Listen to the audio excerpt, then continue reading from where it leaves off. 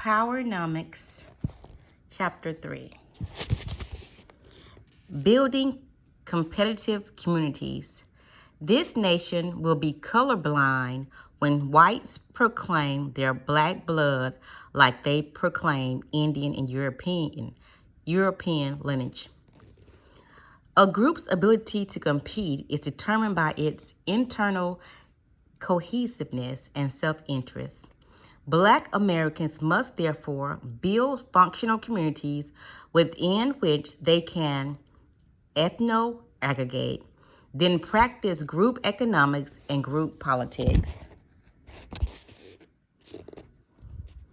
A functional community can best be defined as a grouping of people who come together and organize for their own self-interest rather than misdirected altruistic interest. Once built, whether based upon geographical boundaries, ethnic or racial commonalities, a community cares for the collective interests of its members. Building our own communities will allow Black Americans to become economically and politically competitive, but will also give us something we have never had, a chance to compete from the vantage point of our own physical space, culture, values, resources, institutions, and history. For the first time, we will be free to organize and work in our own best interests rather than the interests of a universe of ethnic and class competitors. Historically, societies were built upon three institutions that served as pillars: the family, the church, the community. True communities are communities of mind, physical structure within a space. Both are important, but no traditional society built on land that did not own or control has been successful or prospered. Neither the landless Europeans, serfs, nor the lawless Jews under the pharaohs of Egypt were able to do it. For this reason, Black Americans need a solid foundation of communities upon which to begin empowering ourselves. Like Moses, we must begin to build physical communities and maintain a strong sense of community. Moses used his vision of promised land to mobilize his people for a 40-year journey to a land upon which Jews built functional communities, families, religious institutions, commerce, schools, and a strong sense of a community.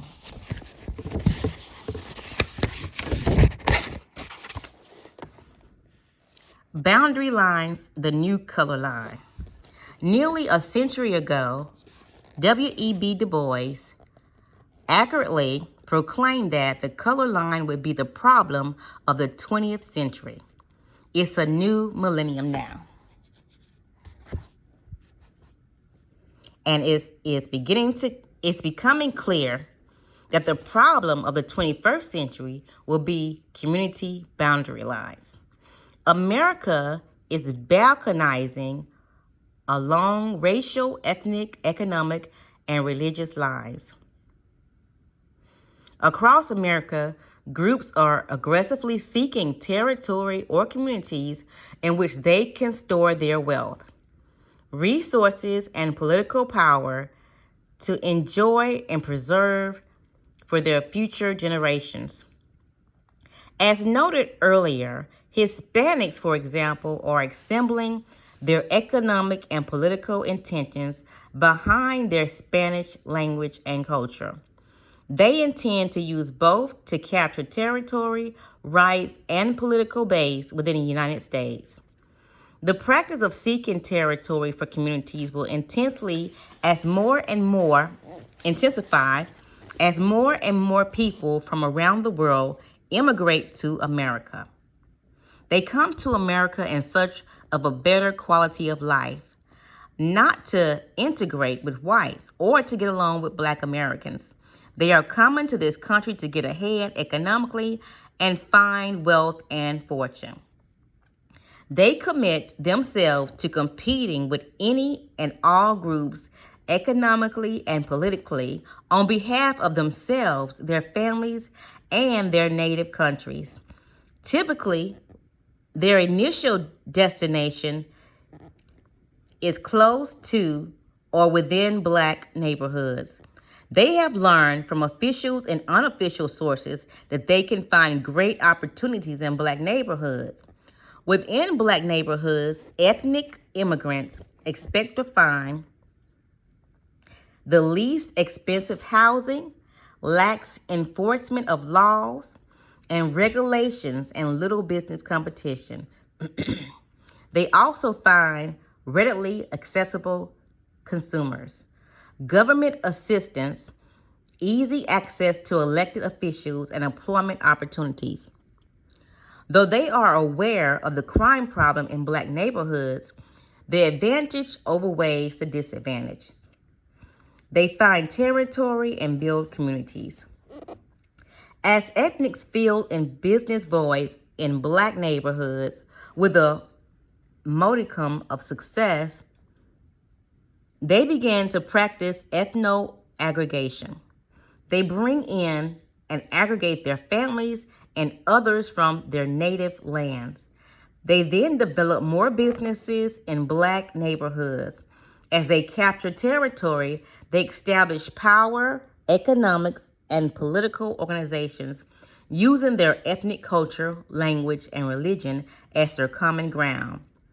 Watching how these new arriving immigrants use a sense of community to build social and economic power base should be instructions for Black America. It takes a fully functional community to raise a child and to raise up a competitive race of people. Neighborhoods are not enough. Neighborhoods are problematic for any group seeking empowerment. Unfortunately, most Black Americans live in neighborhoods, not communities. A community signifies commitment and the potential for power. Neighborhood does not. Webster's New World Dictionary defines neighborhood as a vicinity or physical place where there are people living near one another. The concept of a neighborhood implies an area that is residential in nature with less wealth, power, and status than a community. The majority of Black Americans live in impoverished Black neighborhoods and spend approximately 95% of their annual disposable income with people who live outside of the neighborhood. They spend only 5% of their disposable income in Black neighborhoods. They spend 3% with non-Black owned businesses that are located in Black neighborhoods, but whose owners live outside of Black neighborhoods. Thus, only 2% of Black America's disposable income is spent in Black-owned businesses in Black neighborhoods. It is impossible for any large population or neighborhood to be self-sufficient on only 2% of its income. By spending its disposable income in other groups, businesses, and communities, Black America impoverishes itself and impedes the growth of functional communities. One benefit of Jim Crow segregation was that it forced Blacks to build what could approximately be called quasi-communities.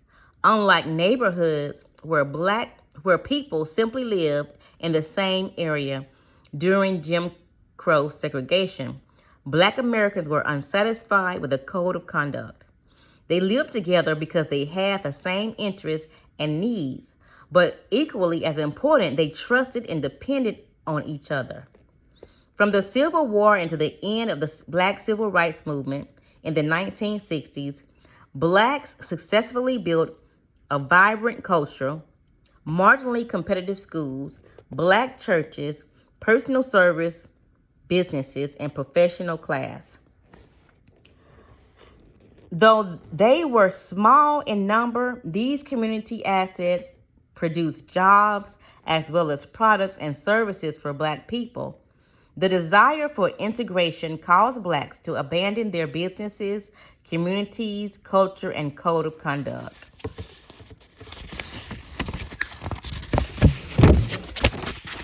Black Americans' need to be accepted by white society was greater than their need to be accepted by Black society. Today, Black neighborhoods no longer qualify to even be called quasi-communities because they no longer have a network of Black businesses or a group of code of conduct. Today, Black neighborhoods are primarily where the majority of Black people eat and sleep. They do not embody the criteria for functional community.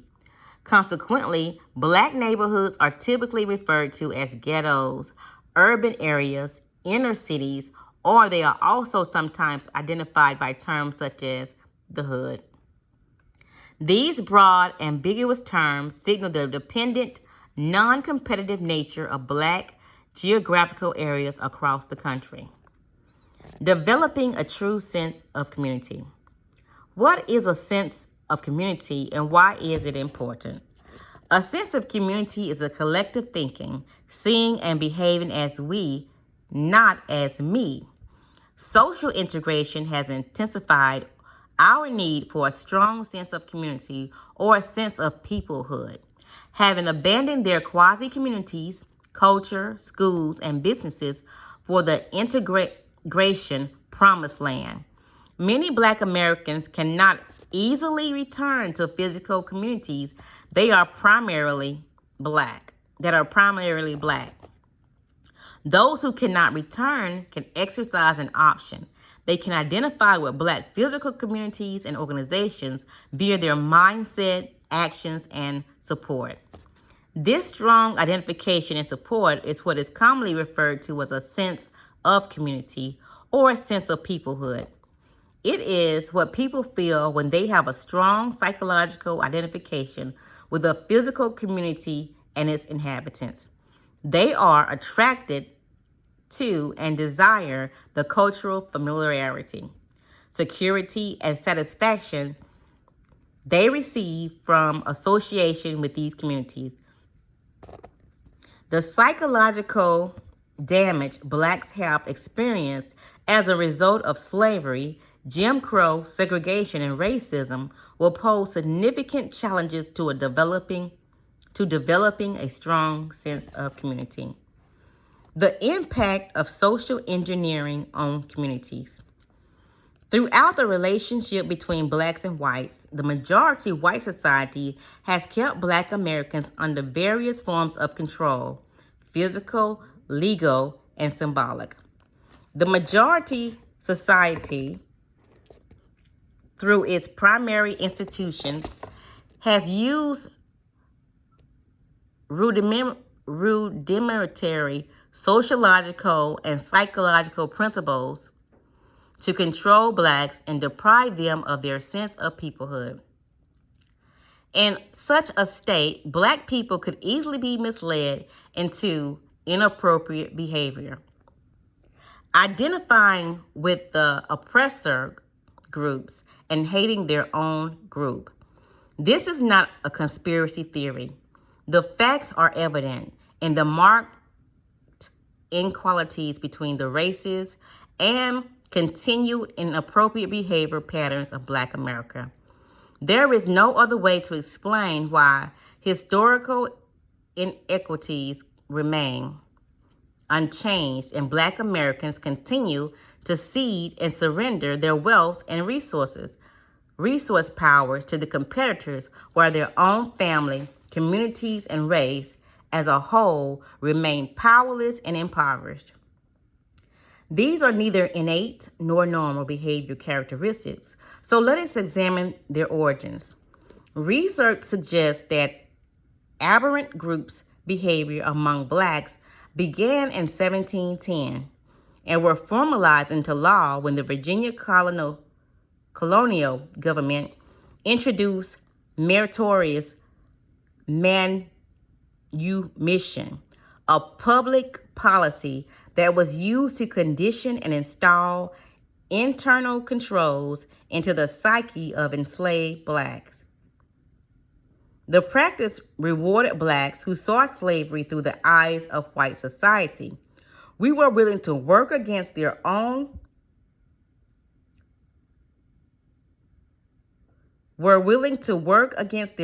group's best interests and inform on members of their race who were planning to escape and free other blacks.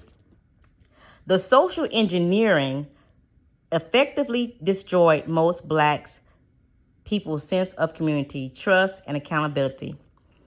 Through undocumented, many Black Americans believed that soon as its inception, meritorious manumission were merged into what we now call Willie Lynchism. According to popular belief, Willie Lynch came to Jamestown, Virginia in 1712, offering a mind-controlling ideology to destroy Black people's sense of community. A professional slave trainer, Willie Lynch offered the slaveholders a conditioning system that he guaranteed would instill internal controls that would effectively divide blacks for centuries. He proposed that slave masters create division amongst blacks and separate them along the lines of gender, age, tribe, culture, class, rank, and skin color. To this day, the effects of Willie Lynchism continue to encourage Black individualism, selfishness, and self-hatred. Through slavery and Jim Crow, semi-slavery, though slavery and Jim Crow's semi-slavery officially ended in 1865 and 1954, respectively, no formal records are known to have been kept that explain the principles and techniques involved in the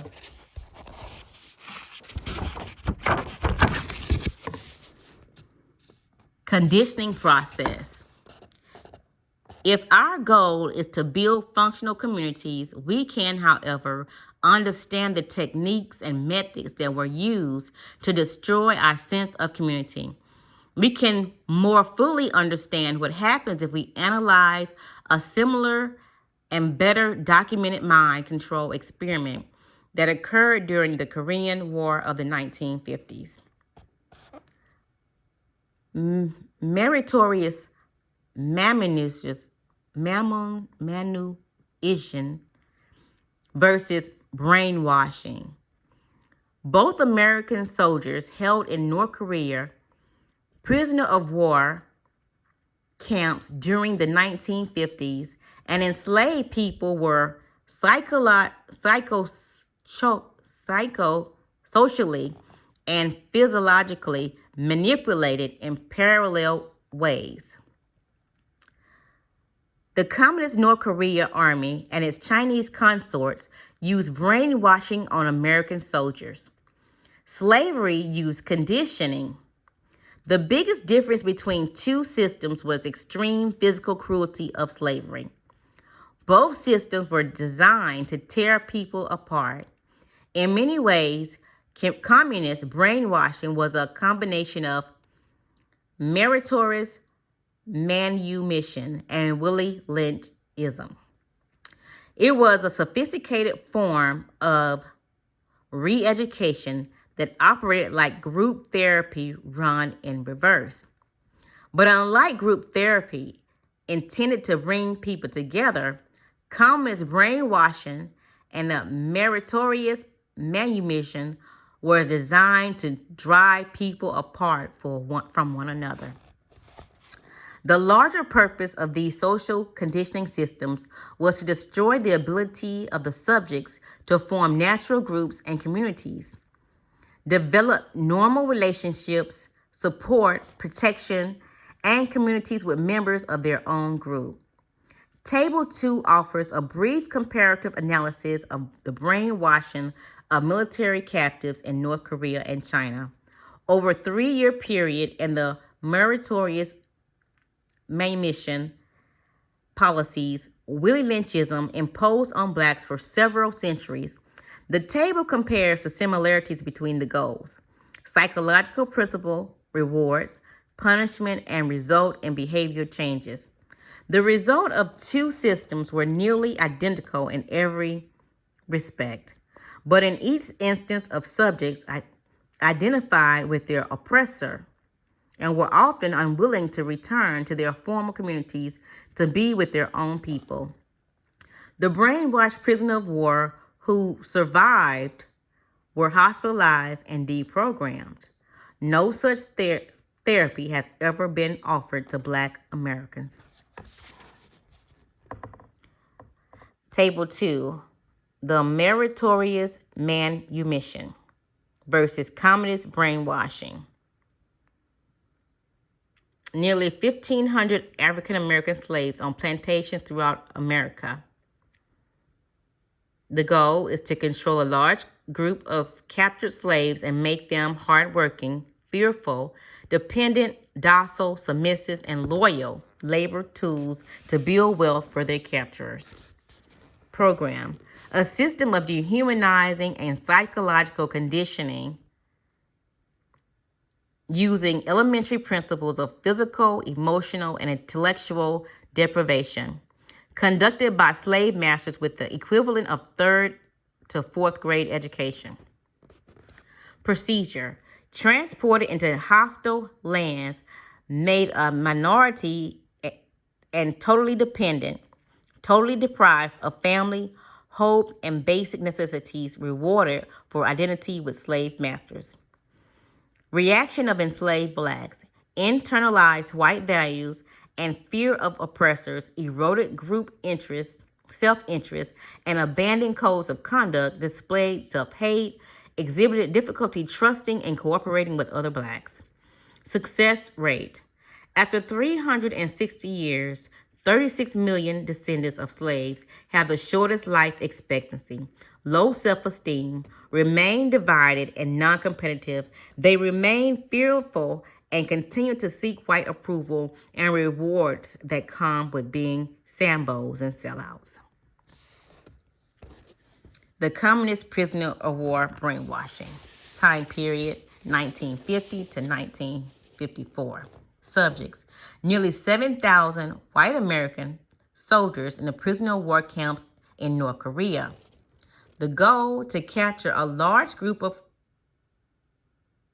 control a large group of captured prisoners of war using minimal resources, making them non-combative, dependent, and compliant to be used as propaganda tools. Program, a system of re-education and indoctrination using fundamental principles of psychology in a perverted way, conducted by communities with master degrees in social sciences. Procedure, transported into North Korea, isolated from support systems, subjected to various forms of deprivation with rewards and punishment, divided by military rank. Reaction of prisons, acquisition and colluded with captures, comprised on principle, became individualistic, selfish, and withdrawn, abandoned code of conduct, unable to organize and trust, built mental prisons within their own mind. Success rate, only 2,000 of the original 7,000 American prisoners of war survived. Most prisoners of war camps had no guards or fences, yet not one American prisoner of war escaped in an organized attempt. Survivors remained withdrawn. Prisoners of war became turncoats against their own country.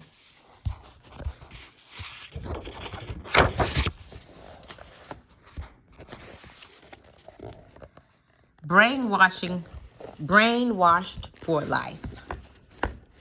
Simply putting, brainwashing Simply put, brainwashing was an intense program of dehumanization, physical degradation, re-education, and indoctrination.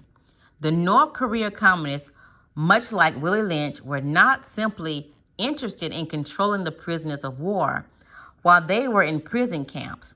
They wanted to create humans who would permanently see the world through the eyes of a capturer, even after they were free and integrated back into everyday American society. Both systems were enormously successful.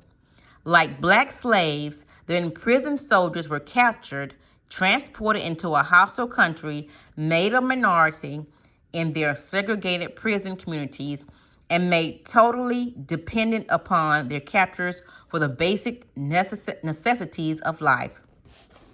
Dependence eventually bloomed into indebtedness. The prisoners of war were grateful to their captors for for a few kindnesses, such as occasional extra food, an apple, a piece of candy, or an extra blanket. These extras from their oppressors were little different from the welfare, food stamps, and public housing subsidies that present-day blacks receive. And like the white overclass of today, the Korean Guards reduced or totally eliminated a benefit when displeased with the prisoner of war behavior. The power exercised by the guards and powerlessness of the prisoner of war themselves constantly reinforced the cycle of despair and suffering.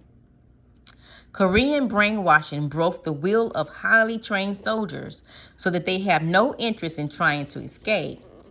It destroyed the prisoners of war trust, code of conduct, and sense of connection to their captured comrades. Many chose to become turncoats and remained with their capturers after release. Meritorious manumission and Willie Lynchism had nearly the identical effect on black slaves and their descendants. The conditioning broke their will. Only a few thousand or more than 5 million slaves ever attempted an escape. Out of 252 known slave revolts, a black informed nearly every time. Ironically, on the eve of the Civil War, over 6,000 blacks were slave holders. Many fought with the Confederacy to maintain slavery. Some even elected to stay with the white slave masters after the war was over. The analysis of brainwashing provides insight into why blacks avoid blackness and lack of accountability to members of our team. Social integration and disintegration. Throughout the century, social engineering, especially integration, has led blacks to destroy their own group solidarity. Social integration reinforced the practice and destroyed black communities and a sense of community. Increasingly, blacks are viewing social integration in America as a failure. It is a form of tokenism. It has given blacks Americans limited access to resources and institutions within mainstream society. It gave with one hand and took back with the other hand. Blacks now open and control less than they did in 1954, before the integration process began. Blacks gave up their own businesses, educational institutions, political leadership, cultural and quasi-communities. By comparison, approximately 90% of all the Asians and Arabs and Hispanics in America immigrated within the last 30 years following the end of the Black Civil Rights Movement and have economically surpassed blacks. Each group owns and controls more income, wealth, and businesses than 99% of black Americans who have been in America for centuries. The Civil Rights Movement and social integration opened the nation's door of wealth and power to everyone except black people.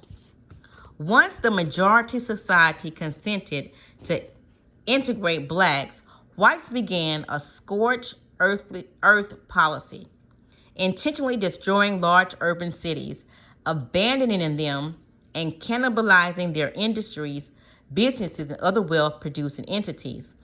They use the authority of urban renewal policies to drive expressways through most prosperous black business districts and communities throughout the nation.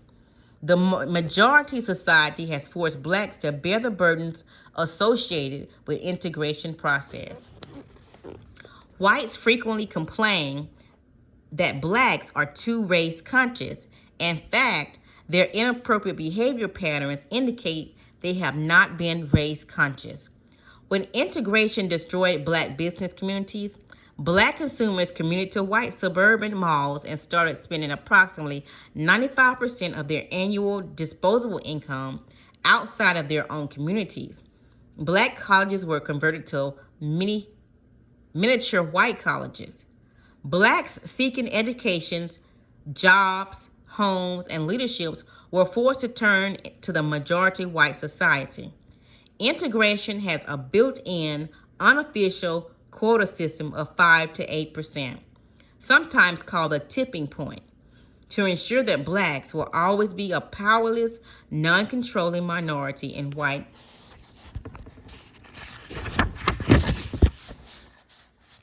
communities, businesses, schools, and public office.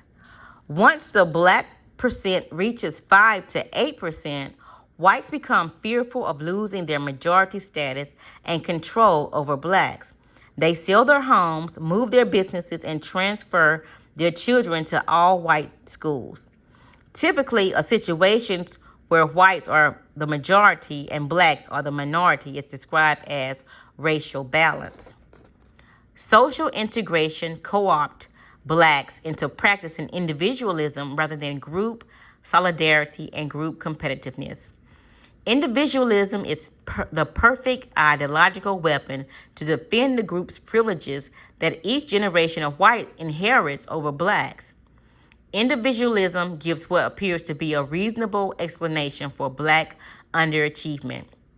Further, it provides a responsive and neutral justification for opposing any compensatory or preferential treatment for blacks, while protecting the political and economic group interests of whites. By ignoring racism, individualism maintains the racial status quo. It argues that emancipation, integration, affirmative action, and even reparations for blacks are wrong because government would be called upon to support the rights of a group over the revered rights of individuals. Table 3 shows the placement of blacks in terms of group competitiveness and consciousness. While white Europeans, Americans, and blacks are individualistic, Asians, Middle Easterners, and Latins practice groupism, stressing solidarity, working together for the common good of the family and community. Table 3, categories of competitiveness. Strongly individualistic, England, Great Britain, other European nations, United States, Canada, Black America. Strongly group-oriented, Japan, China, other Asian nations, Arab/Middle Eastern nations, Latin America, and Hispanics. Table 3 shows that if any group is out of place, it is Black America at the bottom of column 1. Due to social conditionings, Black Americans view the concept of individualism through the eyes of European white society. This puts most blacks at odds with their own group's interests. All the population groups in column 1 are considered white except Black Americans. Black America mistakenly placed a higher value on individual achievement and merit as opposed to group achievement. We surrender our competitive advantages to group-oriented immigrants who enter the dominant Black business areas and outcompete blacks for jobs and education and social opportunities. Black America will continue to suffer as a double loss, losing out to groups identified in both column 1 and column 2 as long as there is value is misplaced. We should not be an individualistic column. We will remain outside the underneath the European white societies until we develop a coherent group orientation and identity. When blacks act as individuals rather than as a group, it is easier for the majority society to control and manipulate them. It also brings comfort to whites because it lowers their fear of blacks as a group competitor. Blacks are further misled by our celebrity culture. In our celebrity culture, the status assigned to popular blacks give illusion that blacks are judged and accepted based upon individual achievement rather than the acceptability of the group and community to which they cosmetically belong. Elements of fundamental communities. Now that we have identified some of the major menaces and impediments to building black communities, let's begin to design the kind of communities that we want and need. These communities must be built to overcome all the previously mentioned destructive elements. In the following pages, we will present design for physical and human communities that can reverse the effect of centuries of social conditioning. The first thing we must do is convert residential neighborhoods into functioning communities that contain 3 key elements or operating systems. First, they should have independent economy that is wholly owned by residents of the community and provides consumer products, services, businesses, and employment opportunities.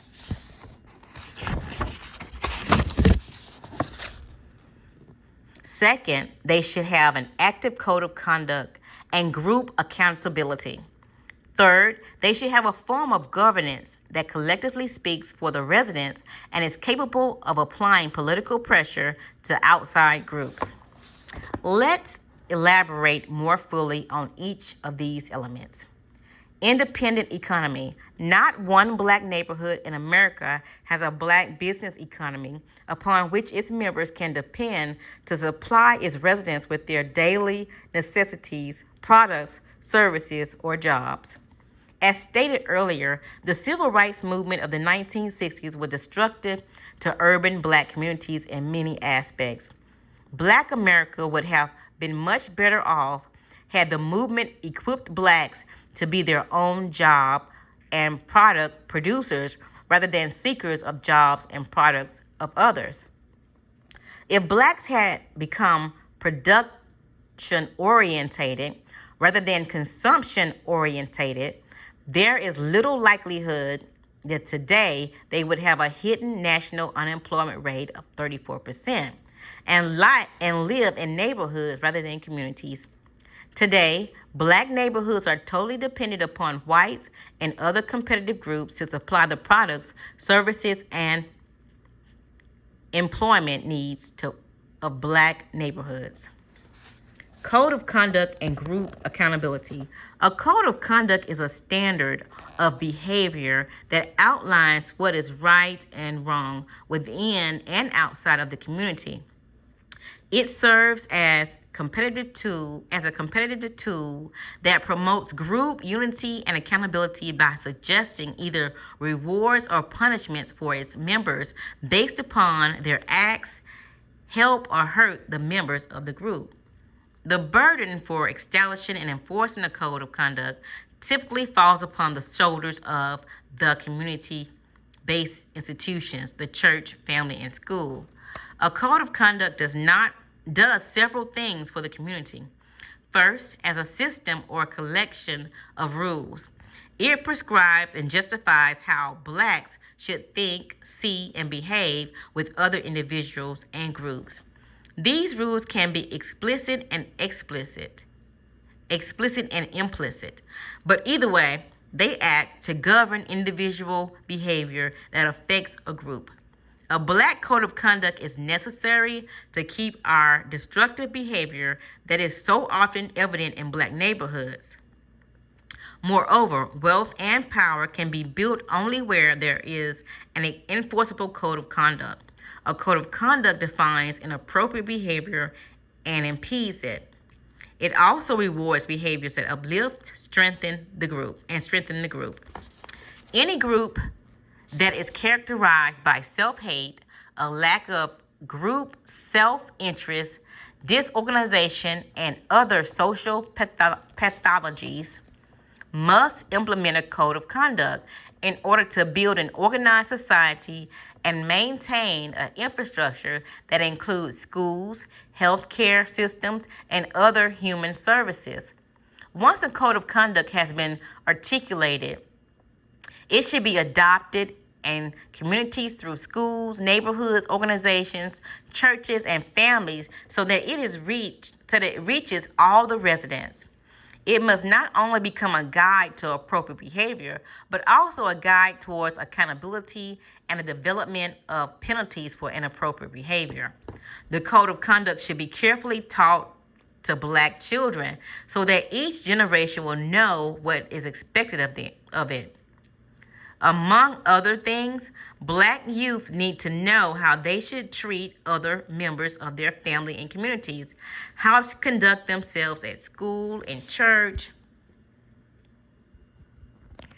or in the community, and how to show respect for themselves, their property, as well as the property of others. A code of conduct must effectively discourage Sambo behavior. That was once known as Uncle Tomism. This kind of behavior is extremely detrimental to community building. It is nearly impossible to eliminate because dominant society rushes to reward it. Samboism is a means of social control that extends all the way back to slavery. The majority society has always needed a few blacks who would sell out their race for their own personal gains. The practice of Samboism has continued for more than a century after slavery ended because there is still not a prescribed code of conduct that either forbids it or imposes consequences to those who engage in it as a means of selling out their race. The consequences for Samboism can vary from social sanctions to economic penalties. In some cities, black activist community organizations post the picture of Sambos on yard signs and billboards. Others publicly issue Sambo certificates and Hayward Sheep awards. Hayward Sheep was a black man who was killed by John Brown's raiding party for trying to warn the town of Harp's Ferry, Virginia, that raiders were there to free the slaves. The punishment for violating code and behavior standards must be sure and swift. It is important that every member of the community understand that the community will enforce the code and protect itself.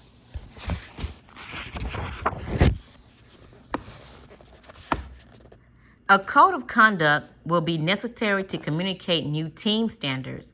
Some blacks have behaved in their individual self-interest when they perceived disorganization, destructive behavior, and mixed signals among blacks to mean that they was no functioning skin color team.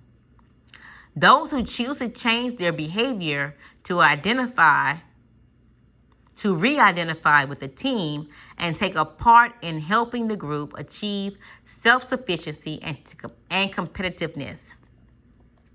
We will need a code of conduct as a guide to new behaviors. It can show those who have position and celebrity status in sports, entertainment, and corporate America or in government how to benefit and strengthen the group.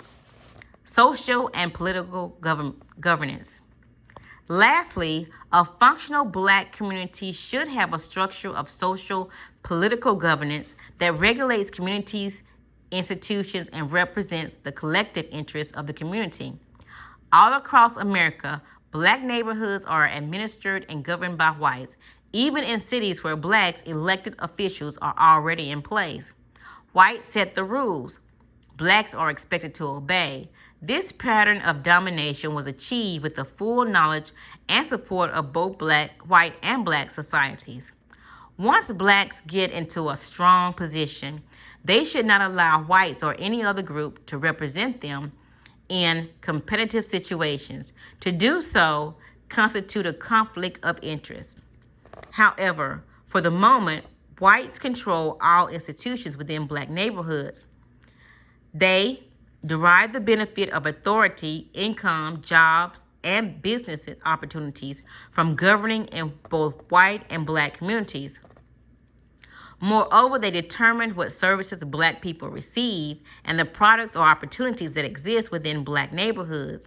It is now imperative that Black put themselves in position socially and politically to represent and to be responsible for their own communities. This will not be easy. Even when Blacks are duly and legally elected to public office, they often do not make governing decisions that are in the best interest of their Black constituents.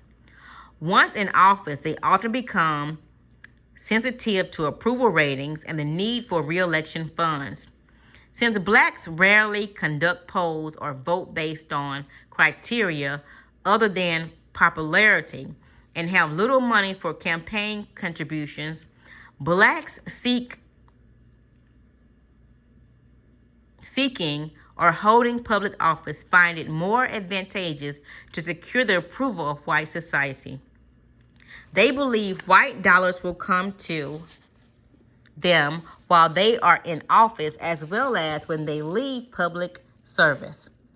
They harbor no such notions about Black dollars. In the case of Black elected officials, they are restricted from assisting the Black community because they do not control public or private resources. The dominant society makes sure that public resources follow the control of white elected officials.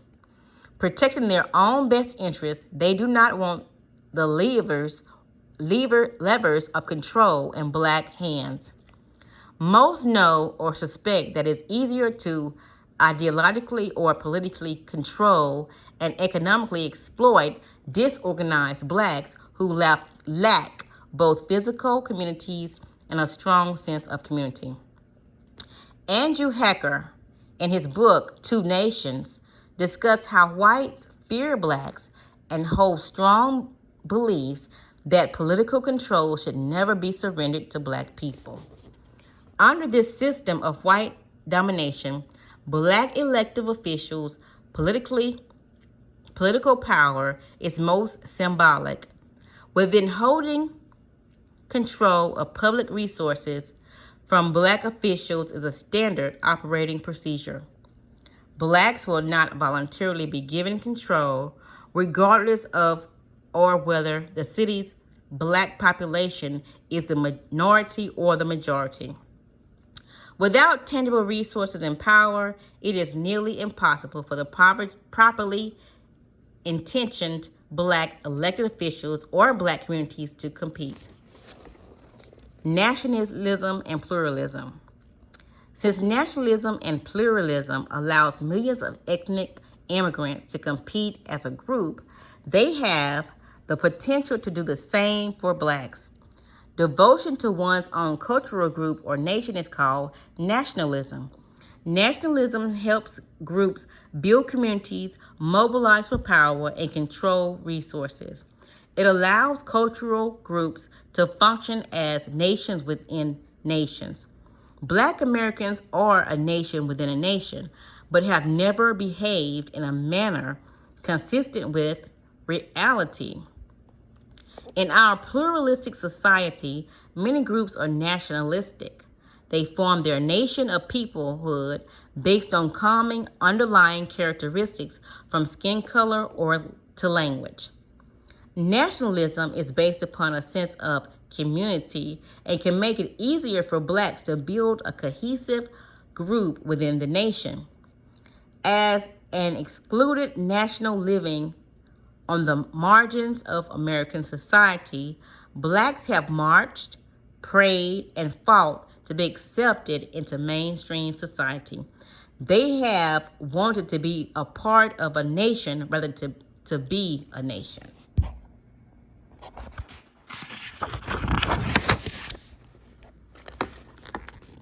Blacks need to emerge and to begin to compete based upon the reality of where they are.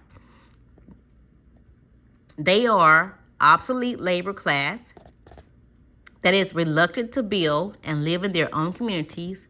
Unlike blacks, Europeans, ethnic groups built, work, learn, and thrive in their individual prospective ethnic communities up until the World War II. Then they proclaimed their whiteness, abandoned their ethnic communities, and assembled into majority white society to help fend off the civil rights movement push for social integration. Thus, today, there is solid white unity among Germans, Italians, English, Polish, Greeks, and other ethnic groups on racial matters and black people. New ethnic immigrants are exercising an old assimilation option. Arabs, Asians, Eastern Europeans, and Hispanics are building and maintaining their own ethnic communities again. Ethnic enclaves and black nationalism.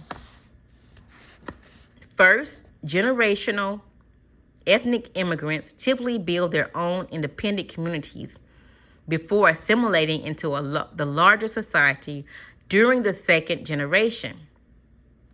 They retain their ethnic communities as socio-economic alternatives. A second generation Chinese, Arabs, or Hispanic person can always go back to his ethnic community if he feels rejected by other whites. Whether they practice separation or assimilation, ethnic immigrants openly demonstrate the advantages of ethno-aggregation and nationalism. Nationalism gives them an internal sense of peoplehood and a cultural base. It also functions as an umbilical cord to their network of communities and their countries of origin. These communities have served the political and economic needs of American ethnic immigrants for centuries. On the other hand, white America is threatened by any form of competitive black nationalism. Whites prefer that blacks remain unchanged. The model of patriotism and democratic principle, they want black people to be passive and captive consumers who live in black neighborhoods and remain out of sight and out of mind. Nationalism and pluralism can help blacks build independent communities as well as promote their own self-interest. All major population groups in America, except blacks, practice a form of nationalism, although they do not publicly call it nationalism. As indicated in Figure 8, nationalism is practiced whenever a racial or ethnic group is devoted to and acts on behalf of the interests of its own cultural group or nation. Spanish-speaking groups under label of Latino and Hispanics practice nationalism by attempting to build a nation within America using the Spanish language to empower them to rights, space, and power. Jews, Mormons, and the Amish are examples of groups who have used their religion to establish a peoplehood and nationalistic identity. Chinatowns, French towns, and Polish towns are cultural enclaves built on a strong sense of peoplehood and nationalism. American Indian tribes are cultural and ethnic groups that feel a sense of peoplehood and pride themselves on being a nation within a nation. More than any group, the majority white society has always been a race based with pride in its European nationalism and patriotism. Yesterday, today, and tomorrow. Superior whites, today whites, tomorrow whites and blacks. Inferior blacks, today blacks, tomorrow whites and blacks. Slavery and Jim Crow, integration and pluralism, and vertical nationalism. Figure 8, PowerNomics vision, titling the lines of power, wealth, and respect. As stated earlier, Black Americans remain the exception, but not totally by choice. Black Americans are without a sense of peoplehood and community, tend to be afraid of nationalism and Afrocentrism, simply because the majority of white society is also afraid. Through Black Americans, possibly more than any other group, have both the right and justification to be nationalistic. They have consistently elected not to be. Aggregation in the urban cities. A great competitive advantage for Black America is the fact that they currently sit on some of the most valuable and best located real estate, whether they are called inner cities or urban ghettos. Since Blacks are the dominant population in a large number of cities, practicing ethno-aggregation and vertical integration can easily convert these areas into prime Black business communities with just a little stretch of the imagination and capital. Most of these areas already have Blacks in political office. Using Black accountability, voters could easily mobilize to remove the politicians who operate from self-interest and a non-Black perspective. Their replacement should be committed new leadership that will mobilize resources and practice majority win politics. Table 4 shows a partial list of cities that Blacks can convert into communities where Black economic and political empowerment can thrive. Since Black are the dominant population in major cities, they have the political potential to build major industries and establish vertical control. In the cities listed in the third column of Table 4, Blacks make up less than dominant population and should use ethno-aggregation and vertical integration to build alternative structures or maroon towns. This is an appropriate historic name for these communities. When enslaved, Blacks escaped from the plantation and into the woods. They joined with other runaways and built independent and self-sufficient communities that they called maroon towns. Inside each Black minority cities, Blacks have sufficient resources to build at least one major maroon town, which is own business centers or street malls. Table 4, prime urban cities for building a national economic network. Black major cities: Detroit, Michigan; Gary, Indiana; Inglewood, California; Highland Park, Michigan; Washington, D.C., Atlanta, Georgia; Birmingham, Alabama; New Orleans, Louisiana; Baltimore, Maryland; Jacksonville, Florida; Jackson, Mississippi; and Norfolk, Virginia. The percentage of population and income in Detroit is 82%, 10 billion. Black majority cities: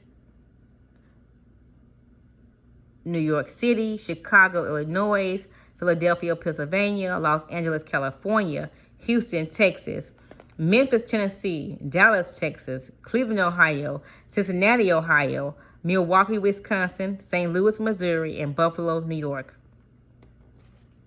Data compiled by author. City boundaries manipulated by consolidation.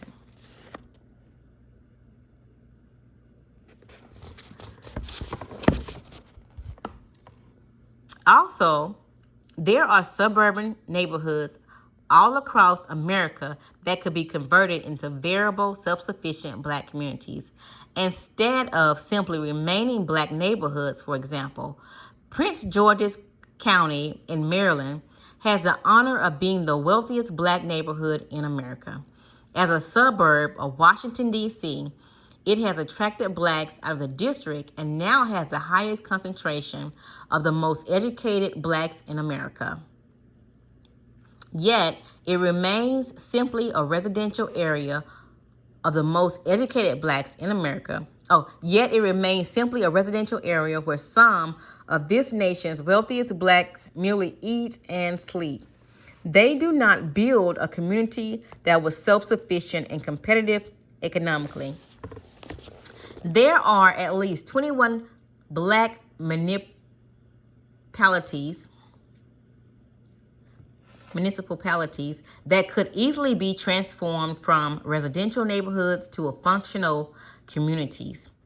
Most of these municipalities, such as Inglewood and Richmond, California, either have Black majorities or elected bodies where Blacks make up the majority. Other smaller cities, such as Highland Park and Benton Harbor, Michigan, and Gary, Indiana, are approximately 80% Black.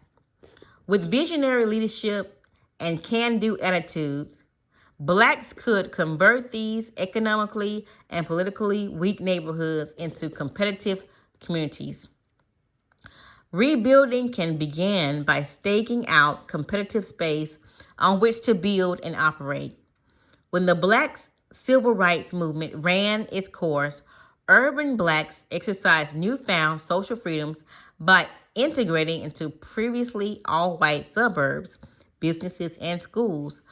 Upwardly mobile middle-class Blacks abandoned Black cities to establish Black neighborhoods in white suburbs, subsequently surrendering control of their property, institutions, and culture. As Blacks began to rebuild their physical communities and establish economic control of inner cities, they will surely clash with whites and ethnic immigrants. Whites are seeking to retake the old urban areas under a new gentrification concept called regionalization. Regionalization allows whites to hold on to suburban territories, while the majority legislative bodies push suburban legal boundaries into urban areas and bring them under one regional government controlled by whites. Under regionalizations, whites seek to control all government, public institutions, and properties. They recently discovered that it was a mistake to abandon the urban cities to Blacks following the Civil Rights Movement. Though whites have cannibalized the cities, the locals themselves and the remaining infrastructures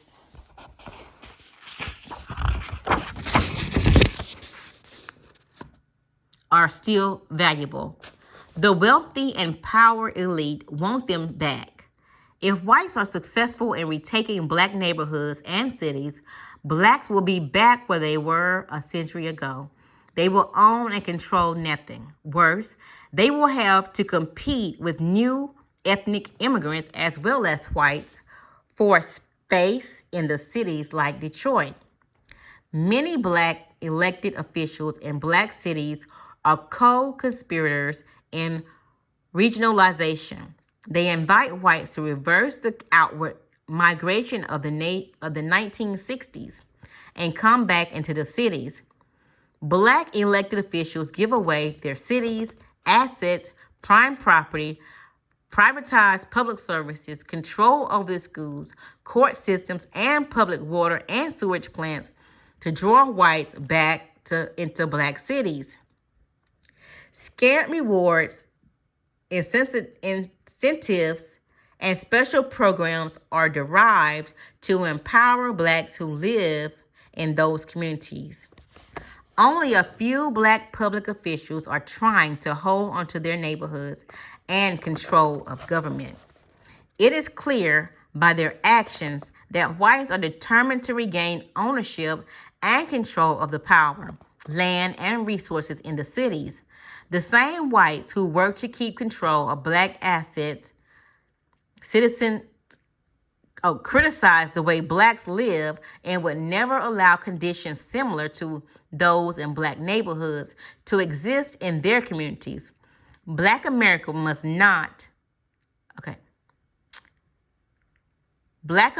must build and maintain communities to satisfy its own needs, not the economic political needs of whites and other groups that want unrestricted access to their neighborhoods. Black neighborhoods should first and foremost be for black people.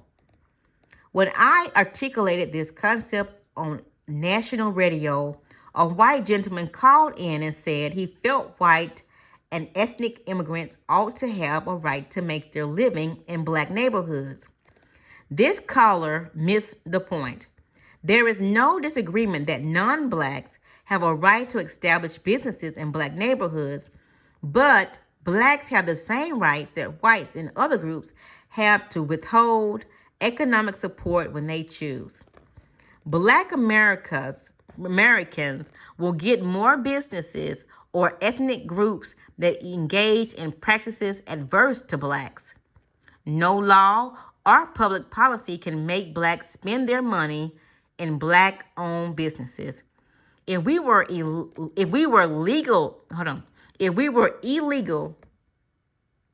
to boycott, then nearly all white America and its ethnic subgroups would be liable for contravention of the law, since they have boycotted and exploited black neighborhoods and black businesses for centuries.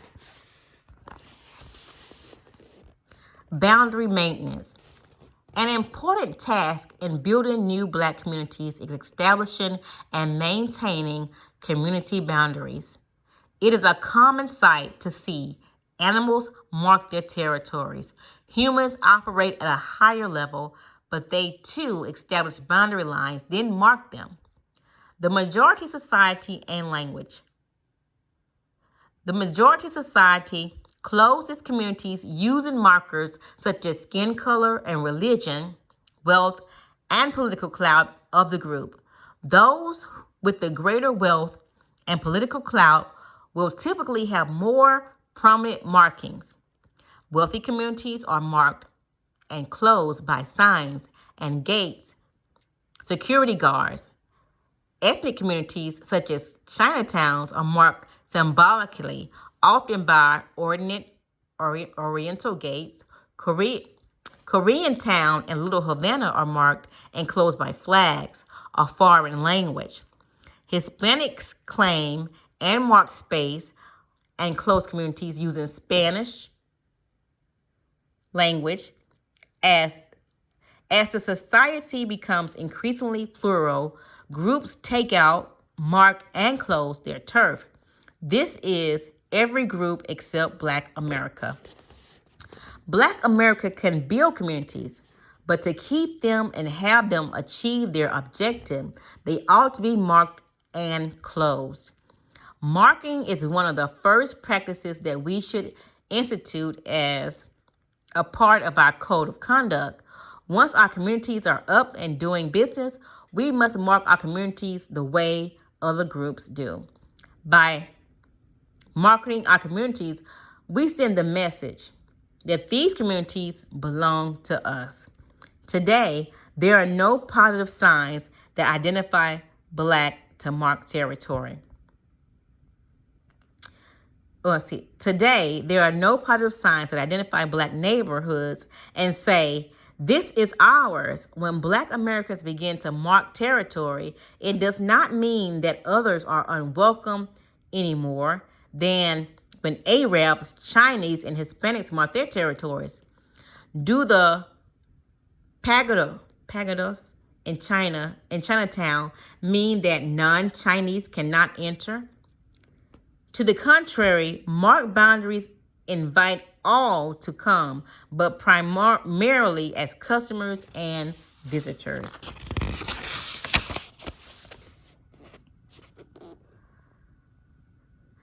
Our hood, protecting the hood. Language is an index of culture. It is routinely used by immigrants groups to mark and close their communities. Language is a unifying element,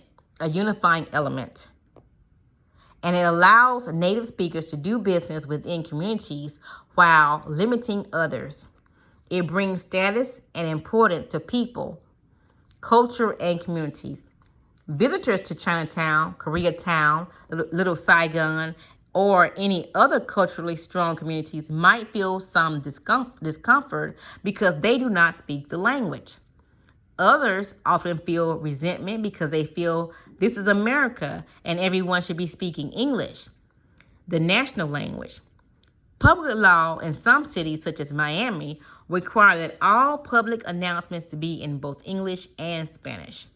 Most of the public notices, business signs, newspapers, and advertisements are in Spanish. Immigrants enclaves like the Hispanic and Asian communities of today are very much aware that they are marking and closing their communities. Cubans are an example of a group that use language to mark and close their community and to gain competitive advantages. The first major influx of Cubans began to arrive in this country in the late 1960s. They soon acquired major control of both the private and public sector of Dade County and Miami, Florida. In one of their first acts of power, they enacted a city ordinance that declared Miami a bilingual city. Non-Spanish speaking people had to learn Spanish to interact with Cuban communities. Millions of dollars are now earmarked to print public information in both English and Spanish. Even the Miami Herald publishes a daily newspaper that is primarily bilingual. Most businesses and public jobs require a facility with Spanish. Blacks who previously held most of the hotel and lower level city jobs were fired because they did not speak Spanish. Cubans and others demanded bilingual education. Classes for all students were using the Spanish language to mark and close their territory. Since blacks do not have an official language, they cannot use language to mark and close their communities to competing groups. The language disadvantage of blacks was revealed in the Ebonic issue in Oakland, California, towards the end of the 1990s. The local school board had requested federal bilingual funds to teach English to black children who spoke Ebonics. Not only were they turned down at the federal level, they incurred the wrath of many blacks and black-led leaders who saw no value in recognizing black language. The Oakland debacle illustrates the bigger problem blacks face. If they had maintained their communities, built a community structure that provided their peoples jobs and wealth-building opportunities, their children could have jobs. Their children could have had the same advantages accorded ethnic immigrants. They could have remained in their communities for the rest of their lives, speaking Ebonics or other language of their choosing. Instead, black children are required to meet the language standards of immigrant communities because they are the largest, if not the only group of Americans who regularly abandon their own people and communities to live with other groups in their communities. Black communities are vulnerable, and unmarked. They do not have gates, signs, or other markers or barriers. They are wide open to transit traffic activities from outsiders. Open Black communities are prime targets for those who wish to exploit Blacks economically and politically. Unclosed Black communities are vulnerable to toxic waste and illegal activities such as drugs, prostitution, fencing, and gambling. The Black residents are not sufficiently organized to deal with these illegal activities, which are typically controlled by powerful forces outside of Black communities. Open communities cannot control the goods and services within them. Competing groups can either enter, confiscate, and exploit the host community. They can control Black politicians, start competitive businesses that drain off capital, sell inferior products, or commit acts that are injurious to the local residents. A residential neighborhood cannot protect or sustain itself until it becomes a functioning community.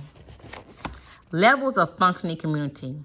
Once we have put together the elements for a functioning community, an independent economy, a code of conduct, and a form of government, our team now has a foundation from which to compete politically and economically.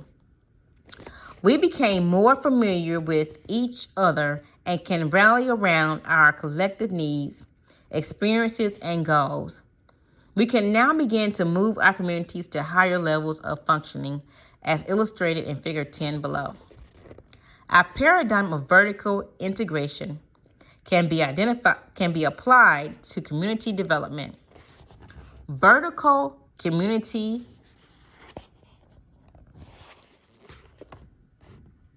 development establishes a common sense of direction, authority, and collective interest. Members of the community live by a code of conduct based upon principles that dictate how they relate to, care for, respect, and support each other.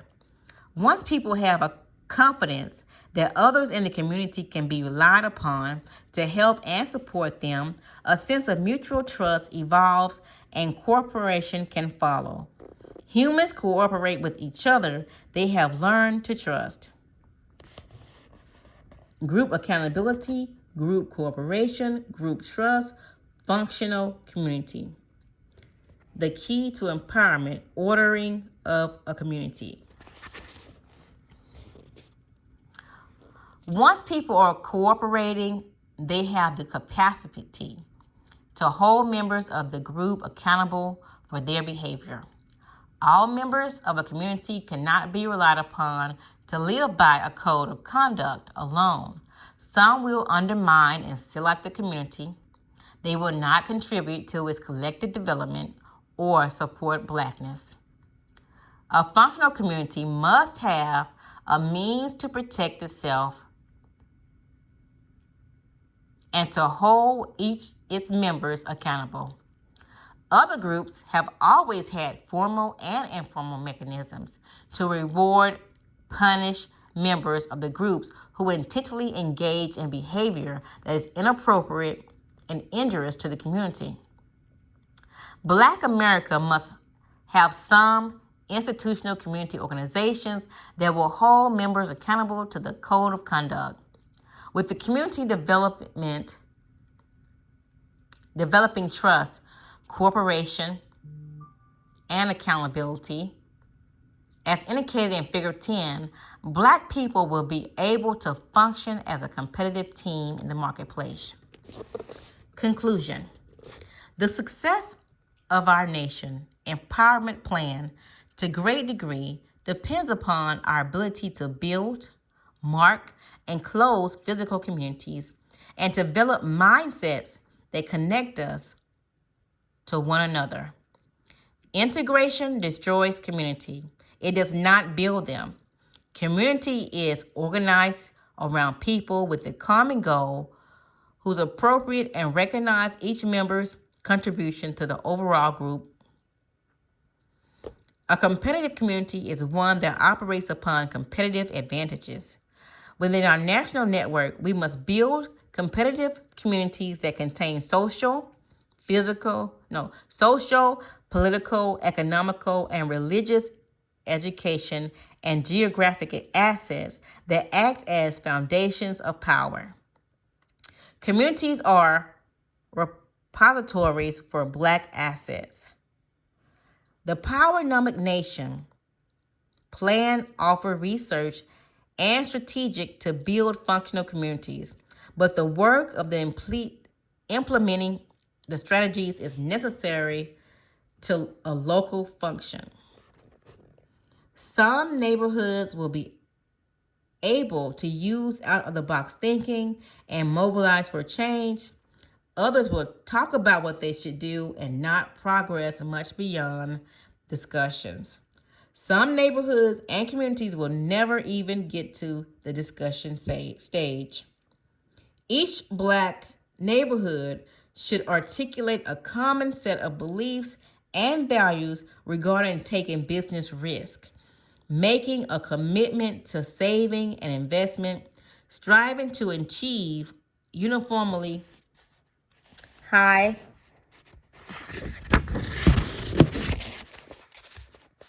educational standards, abiding by a code of personal and group conduct, and supporting a trust system, a team spirit, ethos, and group self-interest. The primary obligations of a community is to equip the members to live and compete successfully in the domestic and global societies of today and tomorrow. Those community members who are able to make this work will become the new Black leaders because they will know how to apply PowerNomics vision in order to achieve Black empowerment. PowerNomics Chapter 3.